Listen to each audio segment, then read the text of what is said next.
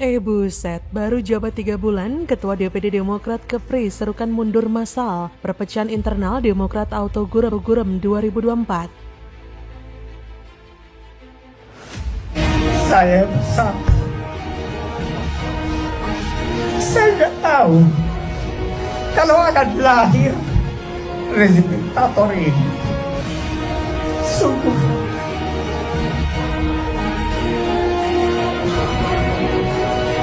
malu saya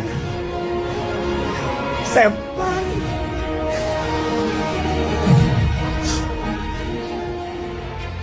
Ketua DPD Partai Demokrat Provinsi Kulon Riau dengan penuh kesadaran mengundurkan diri dari jabatan sebagai Ketua Partai Demokrat Provinsi Kulon Riau dan anggota Ketua DPD Partai Demokrat Kepulauan Riau, Kepri, Asnah, menyatakan akan mengundurkan diri. Padahal, ia baru saja menjabat selama 3 bulan sejak pelantikan. Hal ini diketahui dari pesan berantai yang turut mengajak seluruh simpatisan Demokrat dari Organisasi Persaudaraan Pemuda Tempatan atau PERPAT agar melakukan tindakan mundur massal dari partai politik yang saat ini dipimpin oleh Agus Harimurti Yudhoyono, AHY. Saat dikonfirmasi, Asnah selaku Ketua DPD Demokrat Kepri membenarkan adanya informasi tersebut. Tidak hanya itu, sesuai dengan isi pesan berantai, pihak Dewan Pendiri PERPAT juga meminta agar seluruh simpatisan membawa ornamen Partai Demokrat. Nantinya, pihak Asnah mengaku akan melakukan pelepasan ornamen Partai Demokrat sebagai simbolis bahwa pihaknya dengan tegas ingin keluar dari partai tersebut. Walau demikian, Asnah mengaku belum dapat memberikan keterangan lebih lanjut mengenai alasannya mundur dari Demokrat. Asnah hanya menyebutkan keinginan mengundurkan diri dari Demokrat karena beberapa faktor yang nantinya akan dijelaskan secara detail di kediamannya. Mengenai keterlibatan para pengurus organisasi PERPAT, Asnah menegaskan bahwa saat mendaftar sebagai anggota Demokrat, maka seluruh pengurus hingga anggota PERPAT secara otomatis juga terdaftar sebagai anggota dari partai yang dibentuk oleh SBY tersebut. Maka dari itu, jika dia keluar dari PERPAT, secara otomatis juga akan keluar dari Demokrat. Selain Asnah, sekitar 60% pengurus DPD Demokrat Kepri juga menyatakan mundur. Hal itu dibuktikan dengan ikut melepas atribut dan meletakkannya di keranjang yang telah disiapkan oleh pengurus. Bila secara terbuka kader di banyak daerah berani hengkang dari Demokrat, saya menduga sebagian besar simpatisan partai ini akan berpikir ulang untuk nyoblos lagi di pemilu 2024. Lantaran partai masih menampung koruptor dan kader yang tertangkap nyabu bersama dengan seorang wanita. Bahkan Demokrat Kabupaten Sumedang terancam tak memiliki kursi di DPRD pada Pileg 2024 nanti. Itu karena pasca musyawarah cabang Partai Demokrat serentak se-Jawa Barat yang digelar pada 19-20 Mei 2022 lalu menyisakan kekecewaan yang mendalam bagi para pengurus pimpinan anak cabang atau PAC. Bahkan 9 PAC dari 26 PAC Demokrat Sumedang juga menyatakan mundur dari kepengurusan partai berlambang logo Mercy itu. Iwan Setiawan, caleg Demokrat tahun 2019 silam, yang katanya sebagai pengurus Demokrat Sumedang, namun belum diberikan SK sampai sekarang juga menambahkan 9 PAC sudah menyatakan mundur dari kepengurusan dan keanggotaan Partai Demokrat. Teman-teman sudah melihat surat pengunduran diri saya, insya Allah besok akan kita teruskan ke DPP Pusat Jakarta, dan saya mengimbau kepada seluruh kader, teman-teman semua, tinggal kami orang-orang PERPAT semua untuk tetap tenang dan kita kontribusi saja. Kemana kita berlabuh nantinya kita tunggu saja. Saya sebenarnya kasihan sama Partai Demokrat.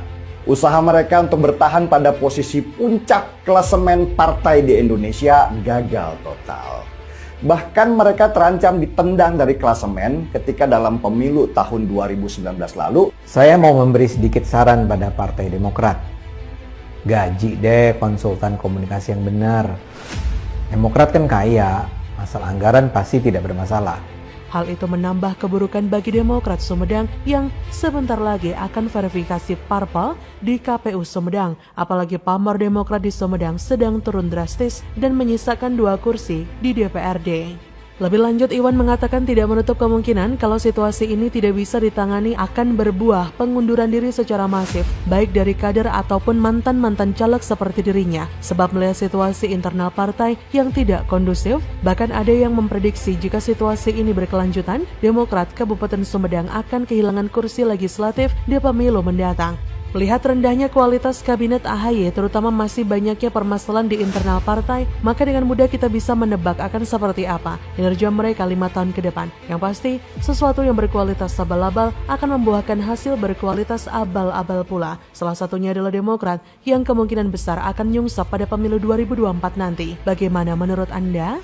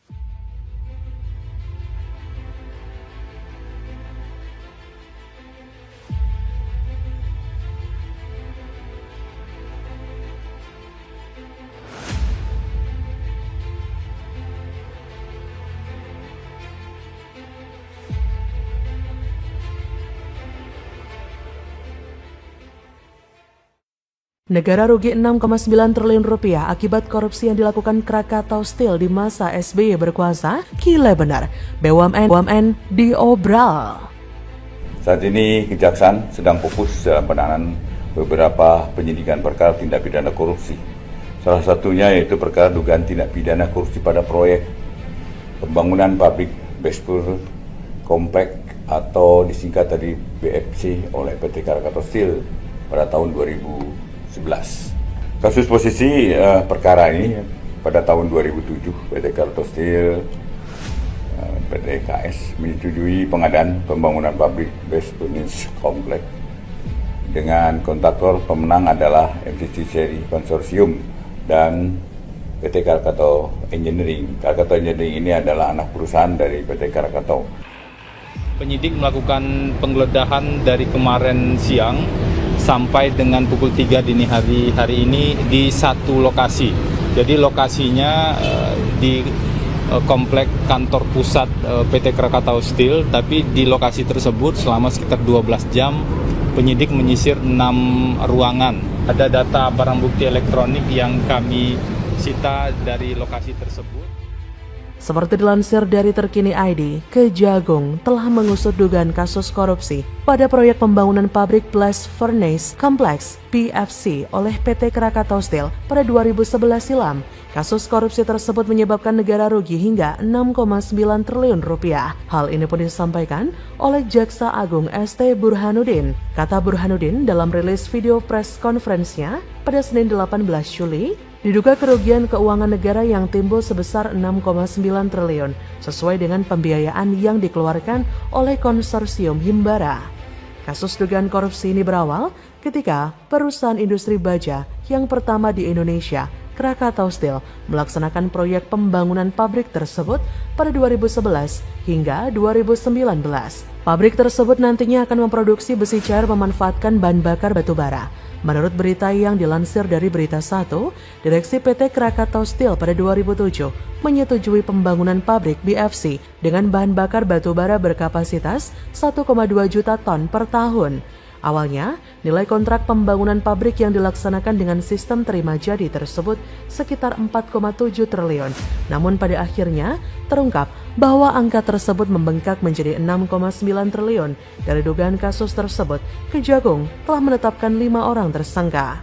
Kelima tersangka tersebut adalah Insinyur FB selaku Direktur Utama PT Krakatau Steel periode 2007-2012, ASS selaku Deputi Direktur Proyek Strategis PT Krakatau Steel periode 2010-2012, Insinyur MR selaku Project Manager PT Krakatau Engineering periode 2013-2016, IRBP selaku Direktur Utama PT Krakatau Engineering periode 2012-2015, serta HW alias RH selaku Ketua Tim Persiapan dan Implementasi Proyek Blast Furnace 2011 dan General Manager Proyek PT KS periode 2013-2019.